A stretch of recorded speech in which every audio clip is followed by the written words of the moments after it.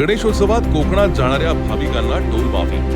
23 August ते 8 September या कालावधीत टोल फ्री प्रवास करता येणार। उपमुख्यमंत्री माननीय एकनाथ शिंदे साहेबांचा महत्त्वपूर्ण निर्णय।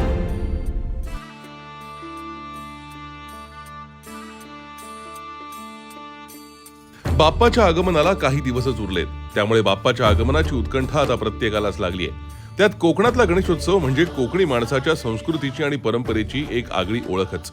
प्रत्येक कोकणी माणूस गणपतीला कोकणात आवर्जून जात असतो।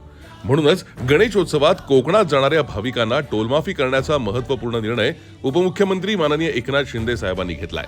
23 ऑगस्ट ते 8 सप्टेंबर या कालावधीत मुंबई बेंगळुरू राष्ट्रीय महामार्ग, मुंबई गोवा राष्ट्रीय महामार्ग तसंच महाराष्ट्र राज्य रस्ते विकास महामंडळाच्या अखत्यारीतील रस्त्यांवरील टोल नाक्यांवर वाहनांना आणि एसटी बसेसना टोल माफी मिळणार आहे। यासाठी गणेशोत्सव 2025 कोकण दर्शन या नावाचे विशेष टोल माफी पास देण्यात येणार असून त्यावर वाहन क्रमांक आणि वाहन मालकाची माहिती नोंदवली जाणार आहे। हे पास संबंधित प्रादेशिक परिवहन अधिकारी, पोलीस आणि वाहतूक विभागाकडे उपलब्ध असतील। परतीच्या प्रवासासाठी देखील हेच पास ग्राह्य धरले जाणार आहेत। यामुळे गणेशोत्सवासाठी कोकणात जाणाऱ्या भाविकांना टोल फ्री प्रवास करता येणार आहे। काही दिवसांपूर्वी शिंदे साहेबांनी मुंबईतील गणेश मंडळांना लागू होणारा अवाजवी वाढीव दंड रद्द करण्याचा निर्णय घेतलाय।